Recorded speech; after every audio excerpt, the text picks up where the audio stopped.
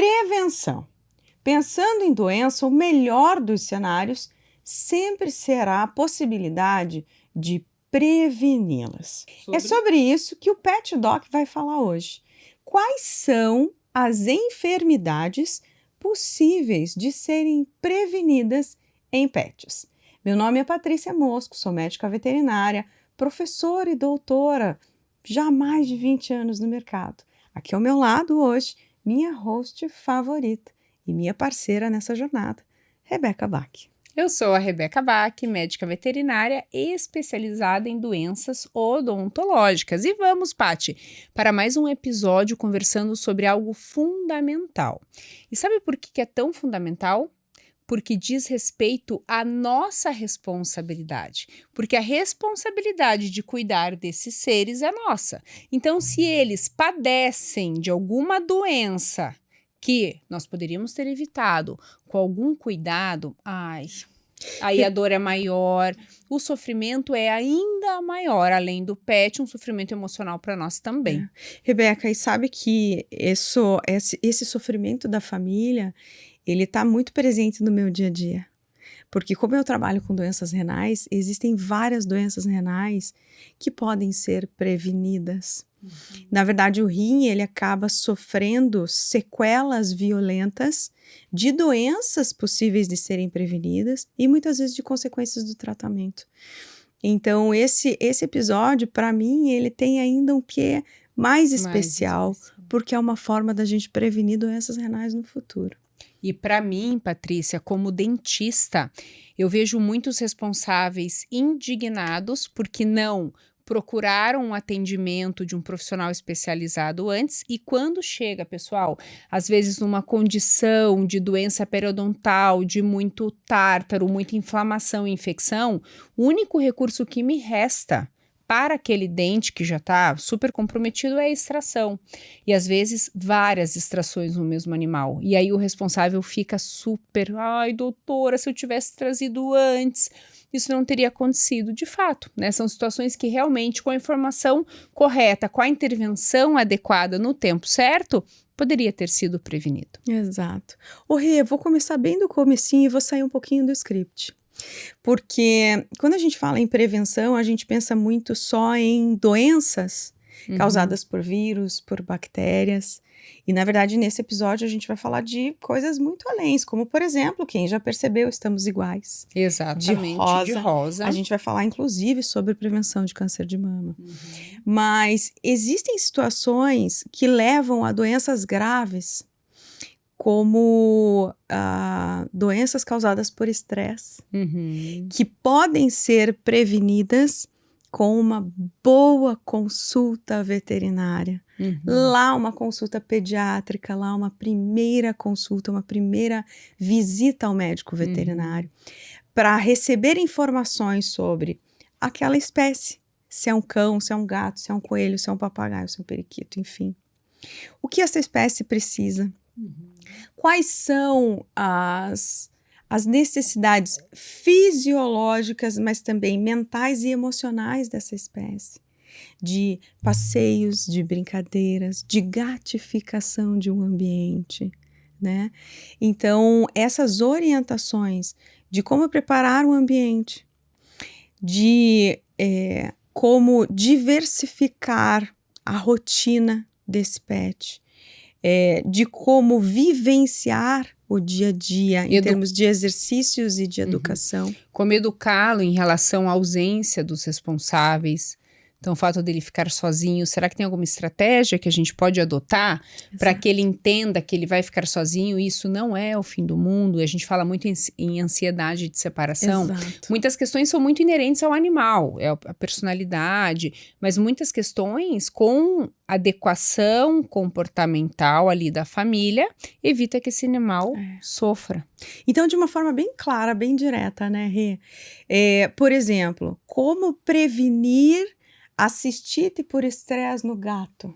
Tendo uma vasilha sanitária, uma caixa sanitária para cada gato da casa e mais uma de reserva. Prevenir a cistite por estresse ou as doenças por estresse do gato com o alimento úmido fornecido junto com o alimento seco. Além disso, a gatificação do ambiente, ou seja, o gato tem que se sentir na natureza, então ele tem que ter a possibilidade de subir, né, em móveis ou em prateleiras, ele tem que ter a possibilidade de ter tocas onde ele se esconda de predadores. Isso promove gasto energético, menos ganho de peso, né? A obesidade também é um ponto de prevenção, né? A obesidade ou sobrepeso, a gente tem episódio gravado sobre isso, o pessoal traz inúmeras consequências. E o uso de brinquedos. Exato. O seu tempo de qualidade com aquele animal, com o gato, com o cão, vai fazer com que, de uma forma menos frequente, o tédio os visite e as doenças por estresse aconteçam.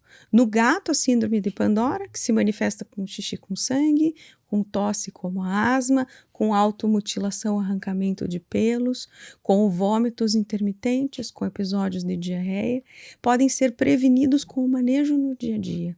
E como você estava falando, né, Rê, a ansiedade de separação, ela pode ser prevenida também, adequando esse animal à sua rotina, mas levando esse animal para passear, distraindo esse animal, deixando brinquedos ou coisas que ele possa fazer e se ocupar ao longo de um dia, para que o tédio e a sua ausência não levem ele a um quadro de ansiedade, de depressão, de automutilação e de tantos outros problemas. Que o responsável, o tutor, não seja a única fonte de alegria daquele animal. Exatamente. Então, na verdade, a gente começa lá no manejo. Né? Antes mesmo de um segundo ponto super importante, que é a vacinação. Exato. Mas ainda no manejo, Patrícia, e você falando de gatos, já me veio, né? Primariamente, pessoal, o uso de telas. Então, já que a gente está falando de gatinhos não podem sair à rua, não podem dar aquela voltinha clássica. Não que não seja importante para o comportamento natural da espécie, porque eles adoram. Mas em grandes centros ou até cidades menores, enfim, nós temos um problema, que esse gato ele sai, ele tem contato com outros animais, ele pode se contaminar com diversas doenças infecciosas que podem ser fatais, ele pode ser atropelado, ele pode brigar e ele pode morrer. Isso é muito frequente, tá? Então, obrigatoriamente, quem tem gato, seja casa ou apartamento, tem que ter o quê? Tela. Pessoal. Telar um ambiente é proteger esse gato, né? Especialmente para aqueles que moram em apartamentos ou em casas, né? De 2, 3 andares. Uma queda de um segundo andar, de um terceiro andar, ela pode trazer consequências mais graves, inclusive, do que quedas de 7º, 8º andar para um gato. Porque o gato, ele tem uma anatomia, uma conformação do corpo que o protege nas grandes quedas. Quem nunca brincou, quem nunca viu, né, nada sobre gato sempre cai em pé, né? E por que isso acontece? Porque eles rotacionam a coluna muito rapidamente e quando eles abrem os braços, eles formam nas axilas e na virilha uma espécie de paraquedas que amortece ou diminui, né, a velocidade de queda. Então, é mais fácil eles rotacionarem e diminuírem a velocidade de queda quando caem lá do 7º, 8º andar, do que quando caem do 2º, do 3º, porque não dá tempo de se preparar para a queda. E aí as fraturas acontecem intensas. É comum a fratura, que a gente chama de disjunção da mandíbula, pessoal, porque daí eles caem assim, planeando, mas eles batem a cabecinha, né? E aí eles fraturam a mandíbula. Mas de qualquer forma, né, Rebeca? Ninguém quer um gato fraturado, doente ou que sofreu um trauma. Né? Muitas vezes exatamente. Morre. Então, independente de ter 2, 3, 7, 10, 20 andares no prédio, na casa, tem que estar telado. E tem que telar antes da mudança, pessoal, porque esses dias, bem recente, eu atendi um gatinho, o que aconteceu? Os responsáveis mudaram, os tutores mudaram, Paty. E o pessoal da tela, tipo, isso era num sábado. O pessoal que ia telar o apartamento vinha na segunda-feira. O gato caiu no sábado, no primeiro dia de apartamento novo.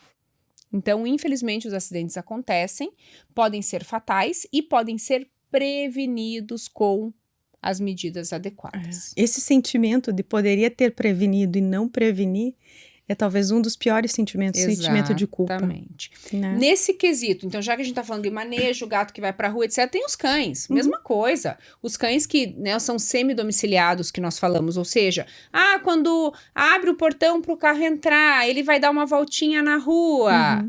Isso tem muito, ou vai dar uma voltinha pra dar uma cheirada enquanto lá o responsável tá tirando o lixo da casa. Pessoal, várias histórias, né? Nós vivemos esse universo que os acidentes acontecem nesses momentos, né? Tá aí o nome acidente. Então, ele pode ser atacado por um outro cão, ele pode ser atropelado, ele pode se envolver numa briga, não necessariamente ser a vítima, né? Mas ser aquele que vai atacar o agressor. E aí, a vítima pode ser uma criança, pode ser um cachorrinho pequeno, e esse cachorrinho pequeno pode ser você. Nós tivemos aqui recente, né, uma situação dessa. Então, que o cachorro grande, potencialmente agressivo, matou uma cachorrinha num parque aqui de Curitiba. Gente, não tem nada que supere esse trauma, essa dor dessa família. Para isso, além de não deixar os cachorros darem uma voltinha sem supervisão, tem que colocar o quê, Paty? Guia. Guia, pessoal. Obrigatoriamente saia com o seu animal com guia. Doutora, mas ele é tão bonzinho, ele não sai de... A gente vê várias situações como essa, ele não sai de perto de mim, eles são super acostumados. Pessoal, muita coisa pode acontecer nesse meio do caminho. Ele pode, de repente, se antenar para alguma coisa que chamou muito atenção e ele se joga na frente, atravessar a rua. São crianças correndo atrás de bola. Exato. A gente não pode confiar nos animais que não conseguem ter julgamento de causa e consequência. Então, sair com um animal sem guia é pedir para dar problema. Esses tempos, eu estava caminhando na praia e tem uma pedra muito bonita no fundo da praia que eu gosto de subir. E lá em cima da pedra tinha uma senhorinha com um pincher sem guia. E eu brinquei com o cachorro, né? A gente trocou ali algumas palavras e ela disse assim para mim, nossa, o meu cachorro sempre vem comigo sem guia. Olha que lindo! Ele me segue para onde eu vou. E as pessoas ainda acham ruim quando eu falo que ando com ele sem guia. Nessa hora, eu juro para você, eu fiquei paralisada. Eu disse, falo ou não falo? Porque para esse tipo de pessoa, a lição ela só é aprendida quando o problema aparece. Fatalidade. Aí eu fiquei pensando, um pincherzinho, gente, pequenininho. A gente tem risco de escorregar numa pedra, cair no mar e se ferir gravemente. Você já pensou o que acontece com um pincher desse, escorrega na pedra e cai no mar? Né? O que é preciso para convencer essa pessoa de que não é bonito sair com o cachorro sem guia? Não pode, pessoal. Seja responsável com o seu animal e se você tiver um animal maior, com os outros, com as outras pessoas e os outros animais. E aí tem outro detalhe, né, Rê? Existe legislação que indica o uso de focinheiras para animais de porte grande.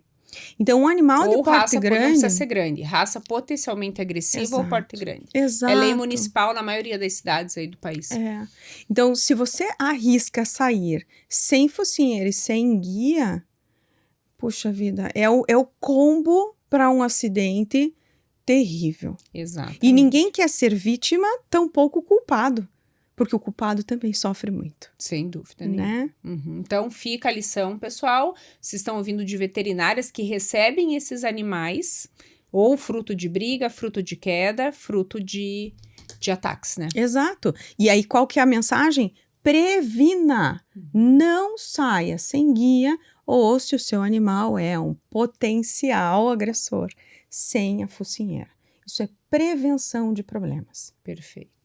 Nesse sentido, gatos também, né? Hoje tá muito na moda os gatos nas guias. Só tomem cuidado aonde vocês vão, porque o gato na guia, ele fica muito exposto. Eu digo isso especialmente em ambientes veterinários que atendem cães e gatos, certo? Às vezes tá o gato na guia lá no colo esperando a consulta, mas de repente passa um cão, independente do tamanho, que odeia gato. Não dá uma combinação boa, pessoal. Então, se for usar, estar com o seu gato na guia, só escolhe muito bem se é um ambiente seguro, porque ele pode estar realmente sob risco. Lembra do gato que consegue virar a coluna e se posicionar para cair né? Esse mesmo gato, ele consegue se posicionar para arrancar a guia. Então, a gente teve uma convidada aqui, a tia Mel, que ainda viralizou esse vídeo, né?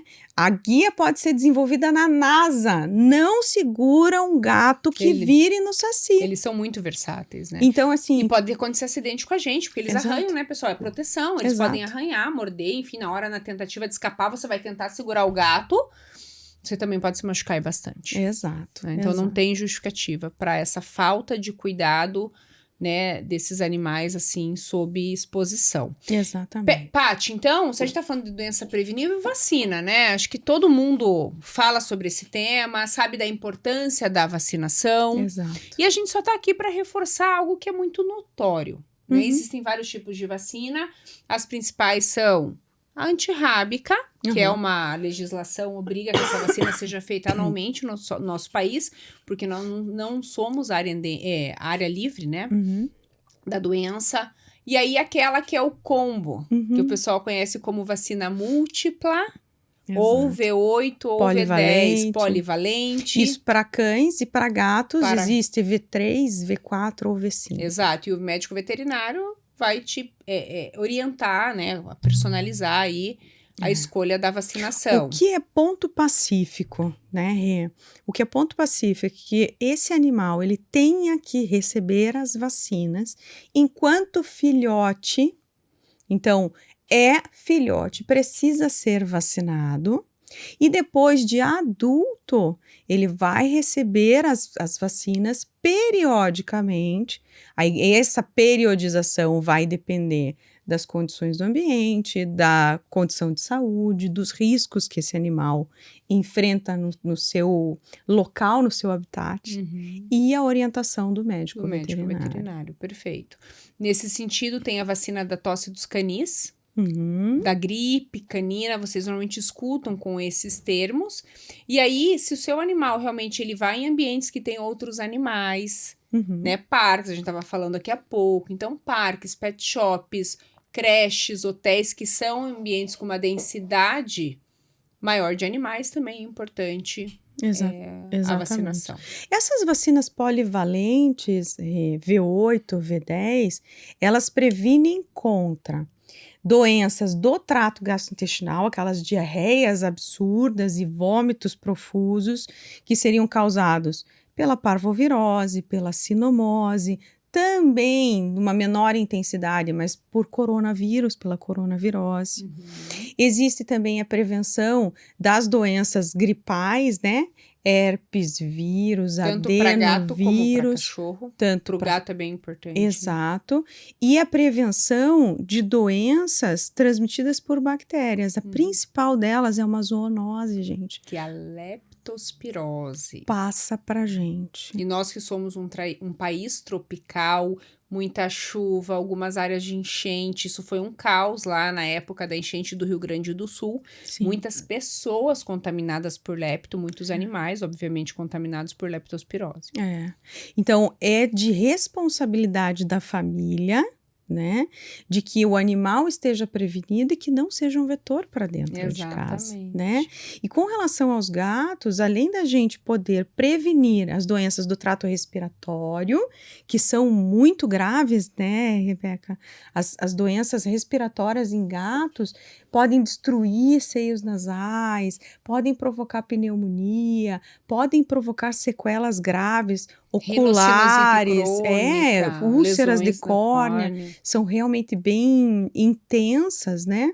Ainda podem prevenir doenças como a FeLV, que é um vírus que fica provocando alterações em todos os órgãos no corpo, levando esse paciente lentamente à perda de função, disfunções e até mesmo desenvolvimento de câncer, né?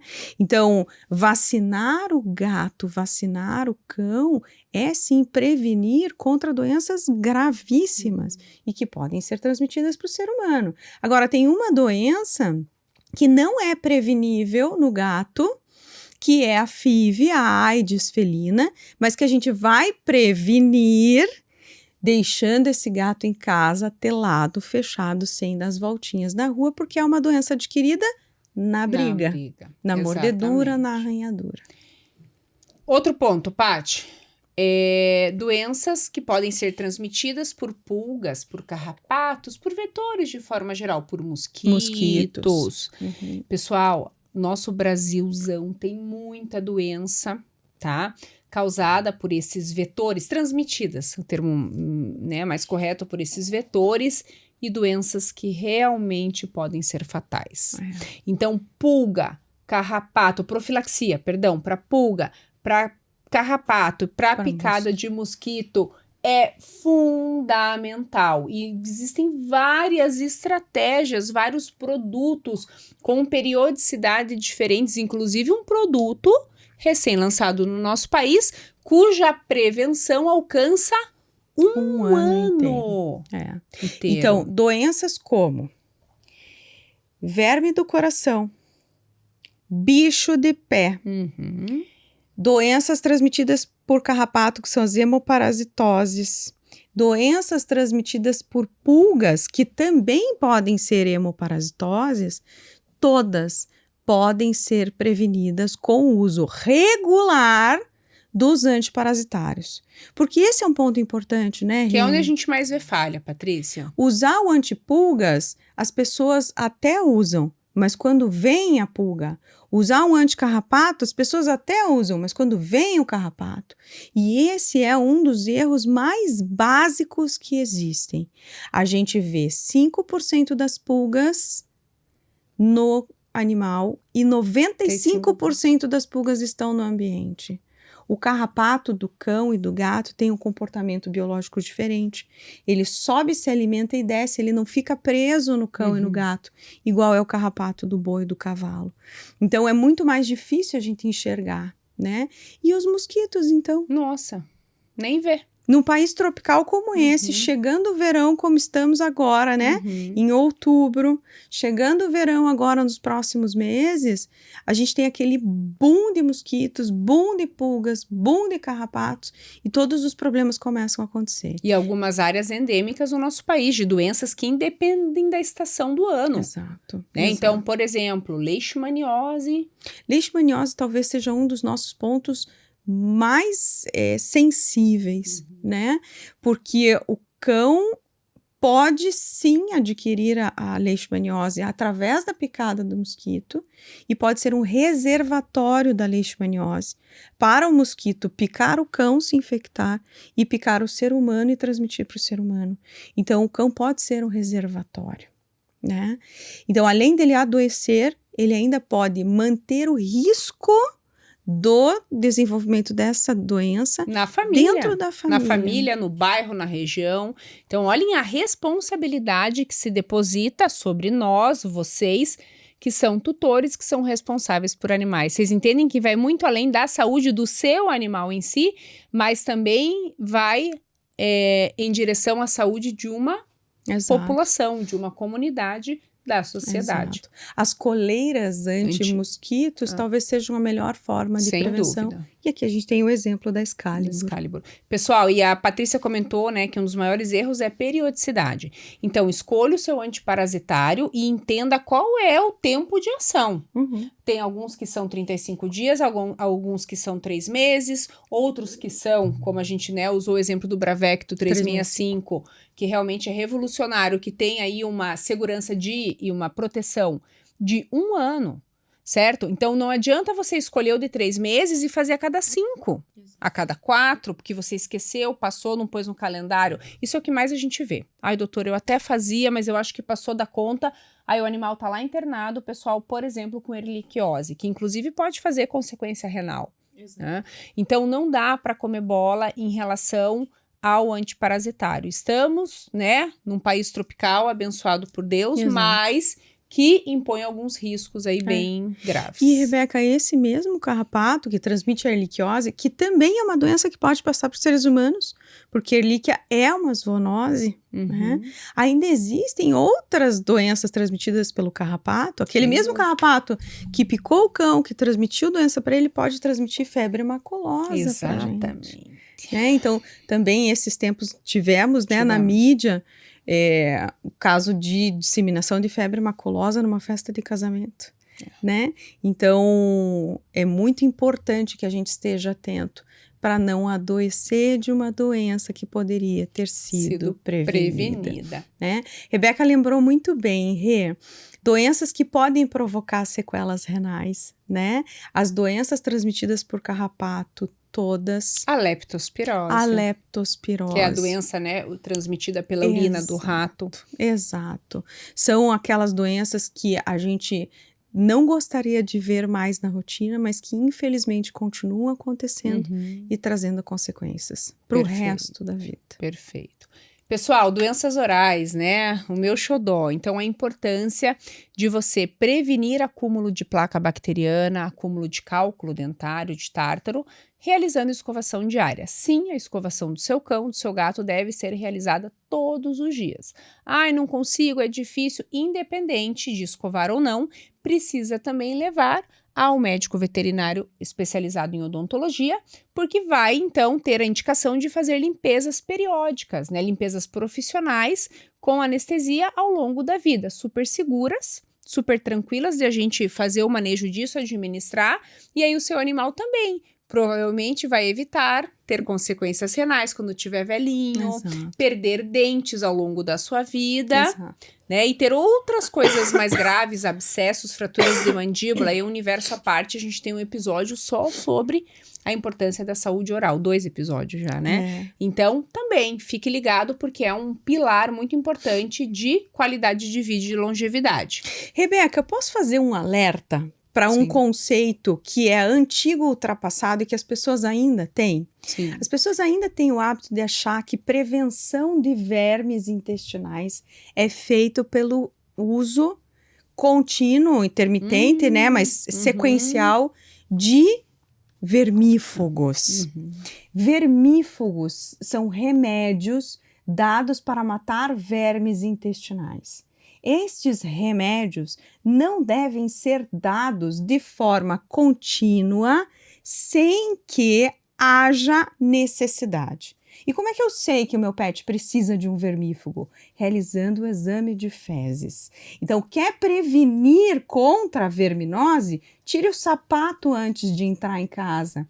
Limpe a patinha do seu pet com lencinho úmido ou lavando quando ele volta do passeio. Mas o uso regular de vermífugos não previne, porque o vermífugo mata o verme que está lá. Então, se ele não tem verme, você não está prevenindo tem por que fazer. nada. Isso é uma quebra de paradigma que veio sendo feito ao longo aí das centenas de anos, né, pessoal? Agora, Rebeca, por que nós estamos de rosa hoje?